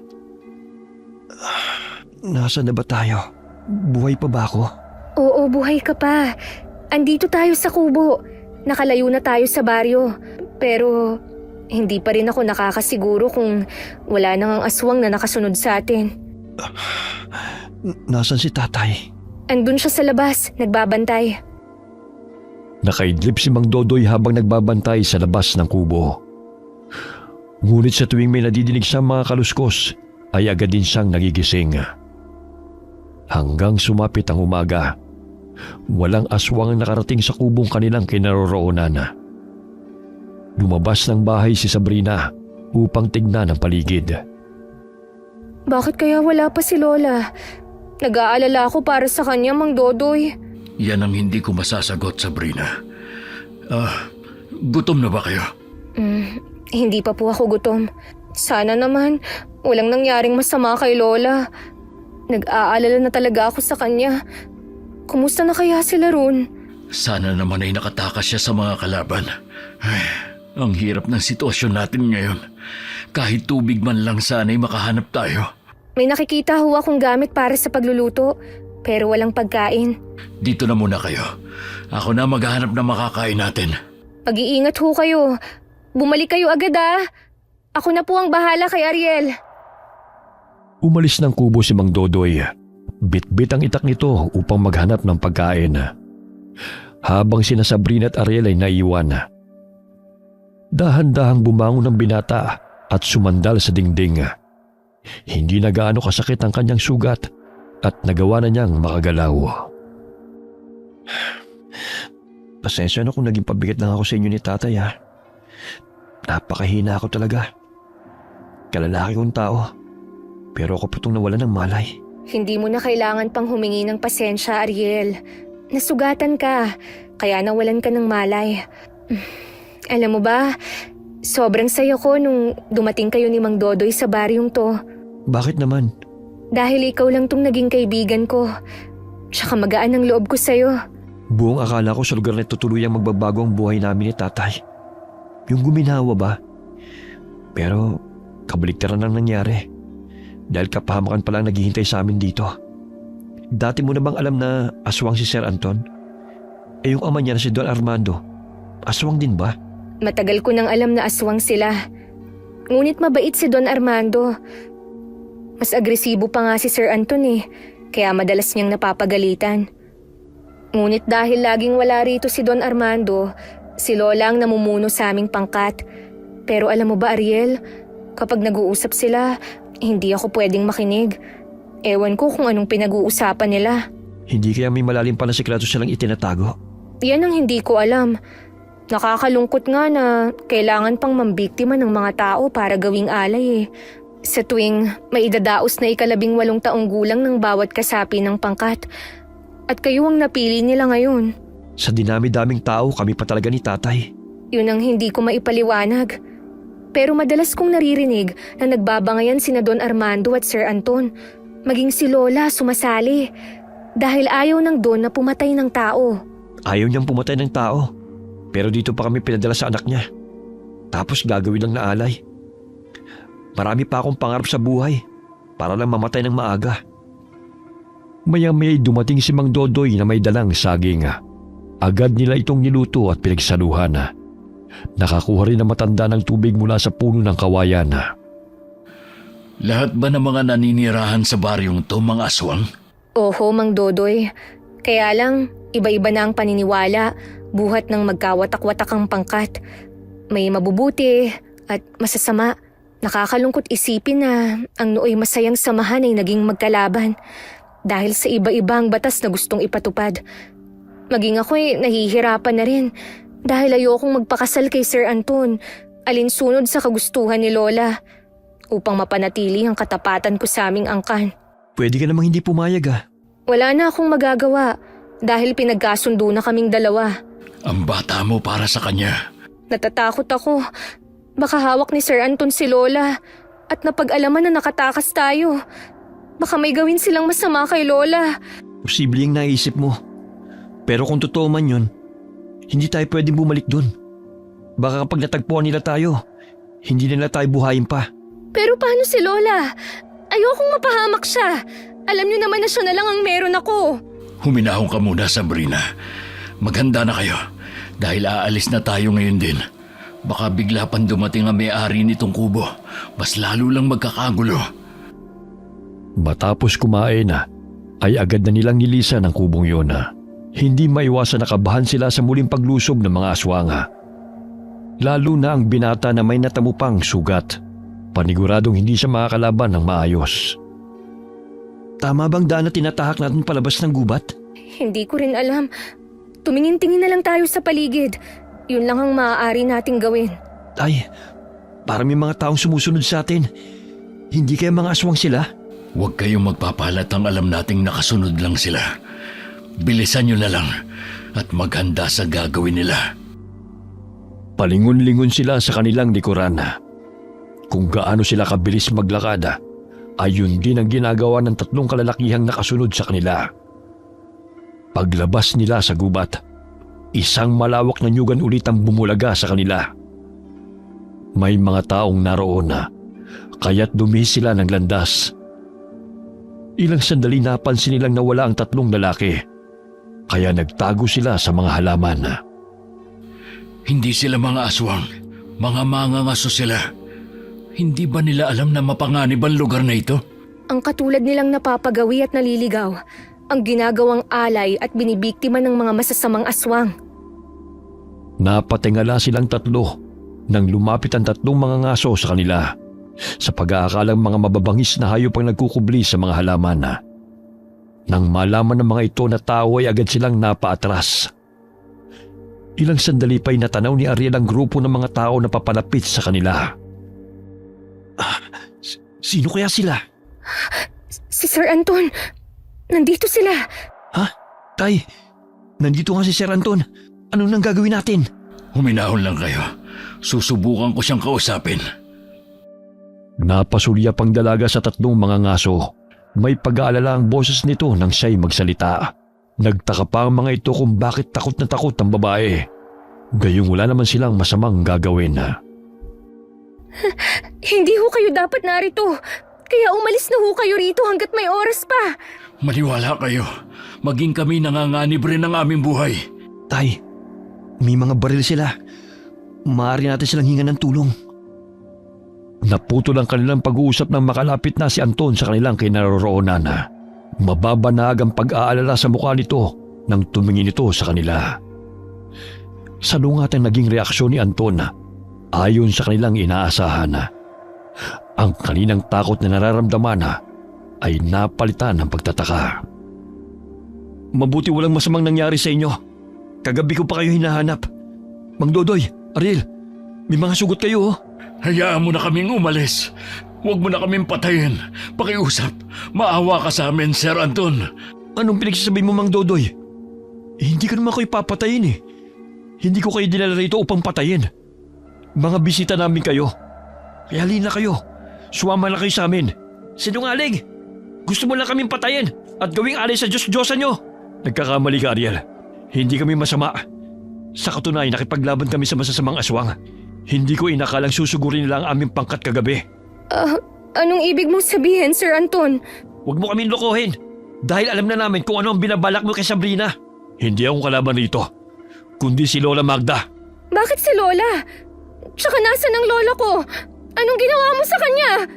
Wala akong ginawa sa lola mo. Sa katunayan, siya ang dahilan kung bakit nilusob ang ating pangkat. Siya may pakana ng lahat. Nalaman namin sa tulong ng dati nating mga kasamahan. Ilabas mo ang lola ko! Dahil sa galit, sinugod ni Sabrina si Anton gamit ang tansong punyal. Lumuluha ang mga mata nitong tumakbo patungo sa kinaroroonan ng lalaki upang ito'y saksakin. Ngunit bago pa man ito maibaon ng patalim sa dibdib ng lalaki, ay humarang sa harapan ng dalaga ang binatang si Samuel na minsan na silang iniligtas. Tinulak siya ng binata dahilan na matumba ang dalaga. Ngayon ko lang napagtanto na matagal na tayong minamanipulan ni Lola Magda. Ang lahat ng mga kasamahan nating umalis noon ay dahil sa kanya. Dulot ng kasakiman, inggit at uhaw sa kapangyarihan. Kaya nagawa niyang traidorin ng mga kasamahan natin. Siya rin ang pumapatay sa mga bangkay na natagpuan sa patag at ibinibintang sa mga aswang na tumalikod sa ating angkan na siya mismo ang dahilan. Hindi totoo yan! Hindi yan magagawa ni Lola Magda! Napalingon sila mula sa mayayabong na halaman nang biglang sumulpot si Lola Magda. Kahit umaga na hindi pa rin naalis ang mabalasik nitong anyo. Walang iya ka, Anton! Inuubos mo talaga ang pasensya kung bata ka! Napakasinungaling mo! Bibilugin mo pa ang ulo ng mga kasamahan natin, lalo na ang aking apo! Hindi ba't yang mag-ama na yan ay gagawin mong alay sa gaganapin ninyong kasal ni Sabrina? Anong pinagsasabi mo? Hindi sila alay. Tauhan sila ng aking ama at napadaan lang kami rito.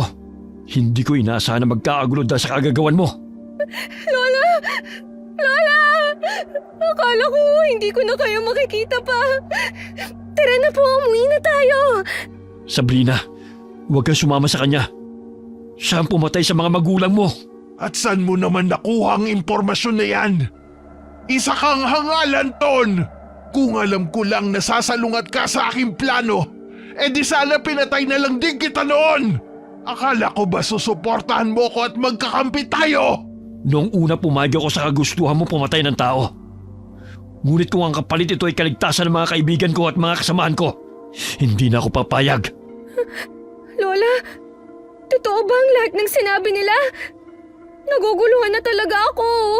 Pati ba naman ikaw maniniwala sa mga hangal na yan? Alam mo namang napakasinungaling ng lalaking yan, di ba? Di ba? Si Isko kalaban natin yan. Bakit kasama siya ngayon ng ating mga kasamahan? Dahil hindi naman kami totoong magkalaban eh. Nagkawatak-watak lang tayo. Dahil sa pagmamanipula ni Lola. Pati kaibigan niya ay kaya niyang traidorin para lang sa kapangyarihan. Narito sila upang patunayan ang lahat ng mga sinasabi ko. Naminog ang mga mata ni Lola Magda nang makitang nooy mga kasamahan na pinalaya sa baryo dahil sa paratang na hindi pagsunod sa batas. Napatras pa si Lola nang makita si Protasio na ama ni Sabrina. Protasio? Buhay ka? Oh, bakit parang nakakita ka ng multo? Hindi pa ako patay tulad ng inaakala mo. Nasaan ang anak kong kinuha mo? Anong anak? Wala akong alam sa pinagsasabi mo. Sinungaling kang matanda ka. Ninakaw mo siya sa amin upang maisagawa mong ritual para magkaroon ka ng panibagong buhay. Gagamitin mo pa talaga ang anak ko, Magda. Ang tagal kitang hinanap. Nandito ka lang pala. Lola, sino ang anak niya? Hindi ko sila naiintindihan. Humagulgol sa pag-iyak si Sabrina dahil sa mga isiniwalat ng mga taong nakapaligid sa kanila. Dahil sa takot din ng mga mangangaso, ay kumaripa sila ng takbo. Nagkandagulong-gulong pa pababa ng bundok. Napansin na matandang aswang ang baril na nahulog sa lupa, kaya't dali-dali niyang dinampot yun at itinutok sa ulo ni Sabrina. Kung hindi lang naman mapapakinabangan ng batang to, pues mas gugustuhin ko pang patayin siya! Lola, apo yun si Sabrina. Ano ba nangyayari sa inyo? Huwag kayong lalapit! Isang mali nyo lang. Sabog ang bungo ng babaeng to! Siya ba ang anak namin ni Mona Lisa? Siya ba ang batang ninakaw mo sa amin? Matagal na panahon akong nagsakripisyo upang mapalaki lamang ang batang to. Hindi ako papayag na ang lahat ng plano ko sisirain lang ninyo! Mga hangal! Lola, ano bang nangyayari sa inyo? Pakiusap maghunos dili ka. Ipinanganak si Sabrina ng lunar eclipse kung saan ang buwan ay dumadaan sa anino ng mundo. Nagsagawa ng ritual si Lola Magda upang sa pagdating ng ika-18 karawan ng dalaga ay muling mabubuhay siya sa katauhan ni Sabrina dahil magpapalit ang kanilang kaluluwa at katawan na. Tumayo ka at sumama sa akin. Bilisan mo! Dahil hindi ako magdadalawang isip na pasabugin ang bungo mo. Dapat ako lang ang makinabang sa'yo. Hindi ka nila makukuha sa akin. Lola, pakiusap. Pag-usapan natin to. Pakawalan niyo si Sabrina. Akala nyo talaga matatalo nyo ako? Ang tagal kong nagtiis upang pagsilbihan kayo. Pero ngayon, pagkatapos ng ritual sa akin na kayo luluhod. Bakit niyo ginamot si tatay mula sa pagkayanggaw? Kung masamang aswang pala kayo. Isa ka pang tanga! Nagmula siya sa angkan ng malakas na manggagamot. Kung magiging aswang pa siya, di matatapatan niya ang lakas ko. Lahat kayo'y magiging halipin ko! Tama nga sinabi ng mga aswang kagabi tungkol sa'yo. Isa kang traidor! Sinabunutan niya si Sabrina at kinaladkad palayo sa mga taong naroon. Takot silang sumunod. Baka iputok ng matanda ang baril sa ulo ng dalaga. Inutusan ni Anton ang mga tao na huwag na munang galitin ang matanda. Nanlilisik ang mga mata nito habang palipat-lipat ang tingin sa kanila. Siya ba ang anak ko, Anton? Sa pagkakaalam ko, si Sabrina lamang ang batang inalagaan ni Lola Magda at maglalabing 8 taon pa lamang siya. Kaya nga pinagkasundo niya na sa akin magpakasal si Sabrina dahil kami mamamahala sa baryong ito. Nang tuluyang makalayo sa mga tao, mabilis na kinaladkad na matandang babae si Sabrina. Matuli nitong tumakbo at siniguro na walang makakasunod sa kanila. Maliban na lamang sa mga aswang na masugid na tagasunod ni Lola Magda. Yun ang mga aswang na kumakain ng tao na gumagala sa gubat upang makapangbiktima. May mga kasapi siya na nakikihalubilo sa amin. Hindi ko sukat akalain na siya pala ang dahilan kung bakit kami nag-aaway-away. Minanipulan niya kami lahat. Yan talagang nagagawa ng hindi makontento kung anong meron ka. Kailangan natin may salba si Sabrina. Hindi pwede magtagumpay si Lola Magda sa kanyang plano. Natitiyak kong ito na ang katapusan ng aming angkan kapag nagawa niya ang kanyang kagustuhan. Sir Anton, tutulong po kami ni tatay.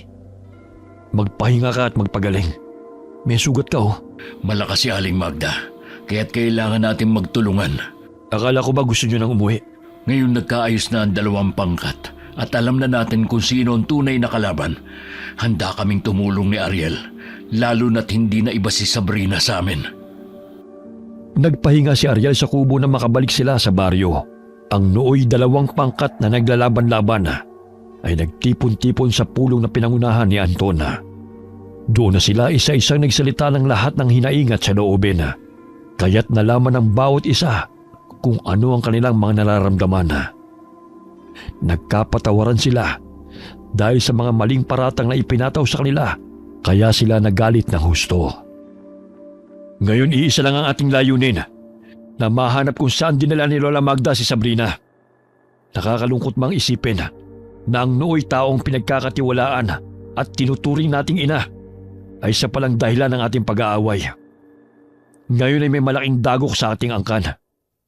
Kinakailangan natin pigilan ng plano at ritual na gagawin ni Lola Magda dahil ikasasawi yun ni Sabrina. Tulungan niyo po akong hanapin ang aking anak. Huwag kayong mag-alala, Mang Protasio. Gagawin po namin ang aming makakaya na mahanap si Sabrina. Ngayon lang ako nagkaroon ng lakas at pagkakataon na tumuntong uli sa lugar na ito. Buhat ng patayin niya ang aking asawa at gawin niya ito sa akin. Lumpo at bulag ang isang mata ni Mang Protasio dahil sa kagagawa ni Lola Magda.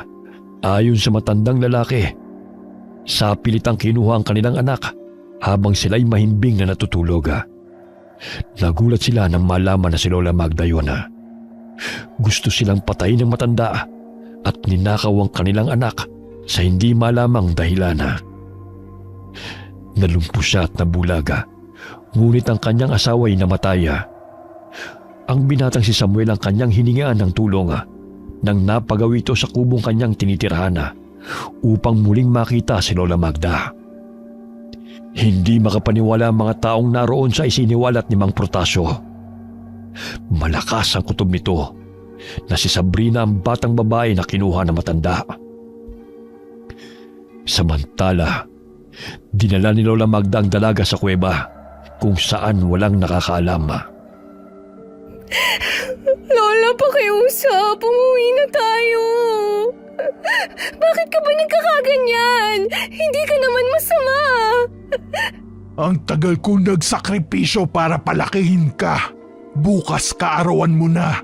Panahon na rin upang suklian mo ang aking paghihirap. Anong ibig niyong sabihin, Lola? Matagal ko nang inaasam-asam na muling bumalik sa pagkabata. At ikaw ang naging kasagutan sa nais kong yon. Ang sanggol na ipinanganak sa mismong araw kung saan ang buwan ay dumaan sa anino ng mundo. Ang siya makakapagbigay sa akin ng lakas at muling manumbalik ang kabataan. Lola, apo niyo ako. Hindi niyo pwedeng gawin to sa akin. Mamayang gabi, pagdating ng kabilugan ng buwan, matatapos ko na ang ritual. Ikaw ay magiging ako. At ako ay magiging ikaw. Wala nang makakapigil sa akin. Lola, alam kong hindi ka masama. Siguro may pinakain lang sa'yo ang mga kalaban kung bakit ka nagkakaganyan. Umuwi na po tayo. Tumahimik ka! Bakit niyo pa ako pinatakas kasama ni Ariel kung papatayin niyo rin naman pala ako? Dahil mas mabuti nang sumama ka sa kanila. Kesa malaman mo mula sa mga buwisit ng mga aswang na yon ang katotohanan. Lola, pakawalan mo na ako rito! Hindi makapaniwala ang dalaga sa kanyang nalaman na nilusom ng inaakala nilang masasamang aswang ang kanilang pangkat dahil nararamdaman ng mga ito ang ritual na isinagawa ni Lola kasabay ng pigi na isinasagawa nila buwan-buwan na. Gusto nilang pigilan ng matanda dahil mas ikapapahamak nila kung mapagtatagumpay ng matanda na makipagpalit ng katawan kay Sabrina. At ang kaluluwa ng dalaga ay pupunta sa katawan ng matanda at mamamatay. Hindi na nag-aksaya ng panahon ng pangkat ni Anton na hanapin si Sabrina. Idadaos na ang 18 taon ng dalaga at yun ang tanging pinakihintay ng matandang si Magda. Maghiwa-hiwalay tayo. Alam kong hindi sila makakalabas dito sa kabundukan. Sasama ako sa paghahanap. May makakasama naman si Ariel dito. Sige po, Mang Dodoy. Hindi pa rin ako makapaniwala na magagawa ito ni Aling Magda sa sinasakupan niya. Dahil gusto niyang siya lamang ang mamuno habang buhay. Nagtalo pa nga sila ni Daddy dahil gusto ng aking ama ng kapayapaan. Pero hinikayat niya ako na palihim na pumatay ng tao dahil hindi yun makakapawi ng uhaw namin. Sumapit na ang hapon na hindi pa rin nila nahahanap ang dalaga. Paikli ng paikli ang tsansa nilang matagpuan si Sabrina. Hanggang sa may matanaw na maliit na kuweba si Mang Dodoy. Sir Anton, may kuweba ron. Pasukin natin. Baka sakaling naroon sila. Mga kasama, doon tayo sa kuweba. Magmasid at makiramdam sa paligid. Huwag kayong magkatubiling labanan siya kung manlaban. Hindi na siyang buting si Lola Magda dahil nilamon na ng kasamaan ng puso niya. Iba talagang naidudulot ng pagiging makasarili. Mag-iingat kayo. May mga kalabang aswang sa paligid. Pailing-iling na sambit na matandang lalaki. Bit-bit niya ang kwintas na pagmamayari ni Sabrina. Naalala niyang dalhin ito at isinilid sa itim na tela upang hindi manghina ang mga aswang na kanyang kasama. Lingid sa kaalaman nila na ang kwintas na yun ay hindi pagmamayari ng lolo ni Sabrina. Ayon na rin sa kwento ni Lola Magda sa kanya, kundi sa mga manggagamot na pinaslang na matandang babae at lahat ng mga gamit ay isinilid nito sa baul at itinago. Ngunit dahil sa kakulitan ng bata, ay natagpuan niya ito. Puro kasinungalingan ang pinagsasabi ng matandang yun. Kung hindi pa naglakas ng loob ang ibang aswang na pigilan siya, edi sana hindi nyo nalaman na matinding lihim niya. Tama kayo, Mang Dodoy. Teka, may nadidinig akong iyak. Baka si Sabrina na yun. Naririnig ko rin ang boses ni Magda. Mag-iingat kayo. Malakas pa naman yun kahit matanda na. Opo, Mang Dodoy. Nanlilisik ang mga mata ni Lola Magda nang sampalin niya si Sabrina. Naririndi siya dahil sa ingay ng babae habang umiiyak ito at nagmamakaawa. Lintik, tumahimik ka! Ayan tuloy may mga taong nakapasok. Ang tagal kong hinintay ang araw na to. Tapos sisirain niyo lang ang aking mga plano. Lola, pakiusap. Tigilan mo na to. Hindi po ako galit sa inyo. Bumalik na tayo sa bahay at mamuhay ng masaya katulad ng dati. Ilang beses ko bang sasabihin sa'yo na kailangan ko tong gawin? Para ako'y bumata at magkaroon ng lakas. Mabubuhay pa rin naman ang katawan mo. At maaalala ka naman nila. Kaluluwa mo at katawan ko lang ang mamamatay.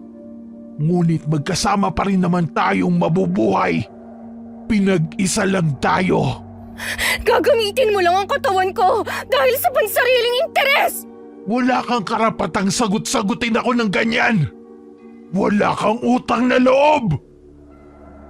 Malakas na sinampal at sinabunutan ng matandang aswang si Sabrina dahil ayaw nitong pumayag sa kagustuhan ng matanda. Aling Magda! Hayaan mo na mabuhay ng malaya si Sabrina! Tigilan mo na to! Sino ang nagbigay ng pahintulot sa inyo na pumasok dito? Wala talaga kayong ginawa kundi ang pakialaman ako, no? Minahal mo naman si Sabrina, kaya pakawalan mo na siya! Isa ka pang hangal! Hindi ba't gusto mo siyang pakasalan?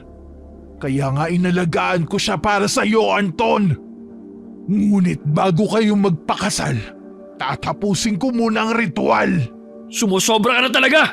Ayoko magpakasal!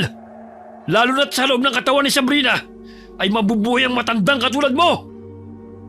Halos maduwal pa si Anton nang sabihin niya yon dahil sa inis ay kinasa ng matandang aswang ang baril at pinaulanan ng bala sina Mang Dodoy at Anton. Nagsitakbuhan ang kanilang mga kasamahan sa loob ng kuweba nang makarinig ng sunod-sunod na mga putok. Ngunit hinarangan sila ng mga kasaping aswang ni Lola Magda at muling naglaban-laban. Pambihira, si Aling Magda pala may gusto sa'yo, Sir Anton. Buwisit na matandang yan. Magkaganon, hindi ko masisikmuran makipagsiping sa kanya. Kahit katawan pa yan ni Sabrina. Matagal ka na sigurong pinangarap ng matandang yan, kaya nagawa niya ang bagay na ito. Kaya dapat natin siyang talunin. Itinali niya si Sabrina. Ikaw na ang bahala na itakas siya. Kukunin ko ang atensyon ng matandang yan. Mga buwisit kayo! Sisirain niyo pa ang matagal kong inaasam-asam! Sisiguraduhin kong hindi niyo ako mapipigilan! Matanda ka na! Hindi ka na maaaring bumalik sa pagkabata! Bakit kailangan mo pang ibuwis ang buhay ng iyong apo? Isa ka pang tanga na magtutuba! Bakit ba kasi sa dinami-dami ng panahon na mapadpad kayo rito? Ngayon pa talaga! Lahat ng nangyayari sa ating buhay ay may rason. Kaya nga siguro nakarating kami rito para harangan ang masama mong balak. Ha! Papatayin ko kayo! Muling pinaulanan ng bala ng matandang aswang si Mang Dodoy. Ngunit dahil sa suot nitong medalyon ay maliksi siyang nakakailag. Nagngingit-ngit sa galit si Lola Magda nang muli niyang kinalabit ang gatilyo ng baril. Ngunit naubusan na ito ng bala, kaya itinapon niya yun. Nabaling ang kanyang pansin kay Sabrina na nooy kinakalaga ni Anton. Kaya't kumaripas ito ng takbo patungo sa dalawa at malakas na sinampal ang lalaki. Bitiwan mo si Sabrina! Hindi mo siya mailalayo sa akin! Kampun ka ng demonyo! Minsan na akong tumaliwas sa batas ng aking ama. Yun ay dahil sa pagmamanipula mo sa aming utak. Ngunit ngayong nalaman ko na kung gaano ka kasama. Hindi na ako papayag na ikaw ang mamuno sa amin kapag wala si ama. Kasing tigas ng ulo mo ang iyong amang si Armando. Ni minsan hindi siya nakinig sa akin. Kaya ako na mismo ang gumawa ng paraan upang magkawatak-watak ang kanyang sinasakupan. Nagtagumpay ako sa bagay na yon.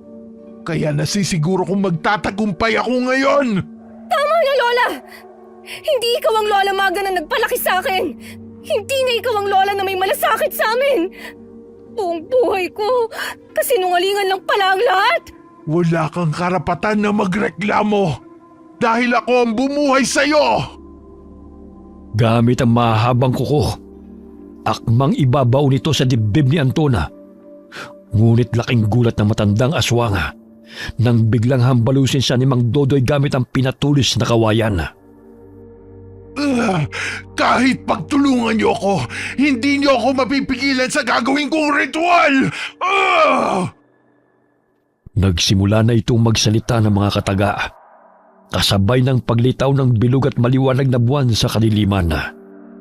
Umiihip ang malakas na hangin na siyang ikinagimbal ng lahat. Wari hinihigop ng matanda ang enerhiya ng dalaga, kaya nahihirapan itong makahinga. Ang medalyon na pag-aari ni Sabrina, kailangan kong ilapit kay Aling Magda para higupin itong enerhiya niya. Habang ikinukumpas na matandang aswang ang kamay, ay tumitilapon si Anton at Mang Dodoy. Maging ang ibang aswang na gusto siyang sugurin. Bagamat nagkaroon ng lakas ng loob si Mang Dodoy na sugurin ang matandang aswang, buong lakas nitong hinagis ang medalyon at tumama yon sa ulo ng matanda. Dahilan na mapahinto ito sa pagsambit ng orasyon. Sir Anton! Nina! Tumayo si Anton at itinarak ang itak sa likod ng matandang aswang. Sinundan niyo ni Mang Dodoy. Hindi maaari to! Parang hinihigop ang lakas ko! Ang kulat mong patayin! Pero sisiguruhin ko na matatapos na ang kasamaan mo! Wala kayong utang na loob! Lola! Hindi ko gustong mawala ka. Mahal na mahal kita, Lola. Huwag mo siyang kaawaan, Sabrina! Hindi na siyang Lola Magda na minahal mo! Dahil kasakiman at kasamaan ang nangiibabaw sa puso niya! Lola! Sir Anton, bakit nangyayari sa atin to? Pasinok-sinok ang matandang babae habang nangihina. Dahil sa medalyon na dumapo sa kanyang ulo, ay hinigop nito ang kanyang enerhiya at lakas. Dahilan na manghina siya. Hinihintay ka na ng tunay mong ama, si Mang Protasio. Alam ko mahirap paniwalaan at tanggapin ang mga pangyayari. Pero dapat lang napagbayaran ni Lola Magda ang lahat ng kasalanan niya. Hindi pagmamayari ng namayapa mong lolo ang medalyong ito, Sabrina, kundi sa mga manggagamot na pinaslang ni Aling Magda. Umagulgul ang dalaga dahil sa labis na paghihinagpis. Dilat ang mga matang binawian ng buhay si Lola Magda. Sumuko rin ang mga aswang na kumampi sa kanya dahil natalo sila ng mga kasapi ni Antona. Inilibing nila ang bangkay ni Lola Magda sa loob mismo ng kuweba. Tulala pa ang dalaga dahil hindi makapaniwala sa mga pangyayari. Kinargasan ni Mang Dodoy sa likod nito dahil may sugat si Anton sa ulo nang mabunggo sa malaking bato. Nakapagsalita lamang si Sabrina nang dalhin siya ni Mang Dodoy sa kubo kung saan naroon si Ariela. Umiiyak na niyakap nito ang binata. Mabuti at ligtas ka, Ariel. Labis ang pag-aalala ko sa iyo. Mabuti ligtas ka, Sabrina. Pinapalalangin ko ang kaligtasan mo. Nandito si Mang Protasio. Sa palagay ko kailangan niyo mag-usap para naman makilala niyo ang isa't isa. Nabaling ang tingin ng dalaga sa matandang lalaki. Bulag at numpo ito. Doon na napag-alaman ng dalaga kung ano nangyari kay Mang Protasio. Sa tulong ni Samuel na naging kaibigan ng Ginoo, ay nalaman nito na may apo si Lola Magda. Naging interesado siya sa kwento ng binata at nagkaroon ng pag-asa na buhay ang anak nila na kinuha na matandang babae. Naaalala kong may malapad na nunal sa likod ang aking anak. Meron po ako. Ipinakita ng dalaga ang nunal nito sa likod malapit sa balikat. Muli siyang niyakap ni Mang Protasio dahil sigurado ito na si Sabrina ang matagal nang hinahanap na anak. Naging emosyonal ang tagpo ng mag-ama. Hindi mapigilang umiyak ng Ginoo dahil kamukha ni Sabrina ang ina nitong namayapa. Ilang araw pang nanatili sina Ariel at Mang Dodoy sa baryong yun. Buhat nang mamatay si Lola Magda, ay muli nagsama ang mga aswang na nooy tumiwalag sa pangkat. Ganun na lamang ang pagkagulat ni Don Armando nang malaman ang nangyari. Marami-raming nasawi mula sa kanyang mga kasapi. Sa pamumuno nila Anton at Don Armando, naging payapa ang baryo. Walang patayan ang nagaganap at tanging hayop lamang ang kanilang kinakain. Nagkamabutihan sina Ariel at Sabrina, samantalang si Anton naman ay tinanggap na hindi niya kayang pilitin ang dalaga na magpakasal sa kanya. Bukod sa malayo ang agwat ng kanilang edad, ay hindi siya gusto ng dalaga. Sumama si Sabrina kina Ariel at Mang Dodoy na umuwi sa baryo kung saan sila noon nakatira at namuhay ng normal. Si Mang Protasio naman ay minabuting doon na lamang manirahan kasama sina Samuel sa kabundukan. Lumipas sa mga araw. Muling nanumbalik ang saya sa baryo ng mga aswang. Walang gulo at pantay-pantay ang karapatan ng lahat.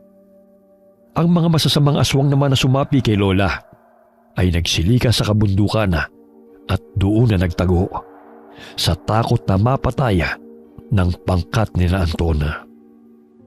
Okay, sana po nagustuhan niyo ang kwento ng mag-amang sina Mang Dodoy at Ariel at Sabrina. Okay, shoutout po tayo ngayon. Hi po kay Sweet Corn. Shoutout sa Coral family from Buhi, Camarines Sur at South Korea. Hi kay Lance MBB from Malaysia. Hi kay Lisa Marinas from Cyprus. Shoutout sa Sioting family from Iloilo. Hi kay Jenny Mindo from Pagbilao, Quezon. Shoutout po kina Brenda and Michael Grencio at sa mga kapatid niyang sina Pamela and Bernie Polilio. At syempre kay Mother Neriza Polilio. Hi kay Ami Yong. Solid inkong ito. Thank you, ma'am. Hi kay Ernel Rivera from Caloocan. Hi kay Rowena Sabido from Marikina City. Shout out kay Cristal Rizan Dictahan Tano at sa Tano family sa Zamboanga del Sur at sa Duhay Lungsod family. Hi kay Mildred Padilla from Jordan. Josefina Coracha. Hi kay Josephine De Los Trinos from Osaka, Japan. Aleth Penilla from UAE.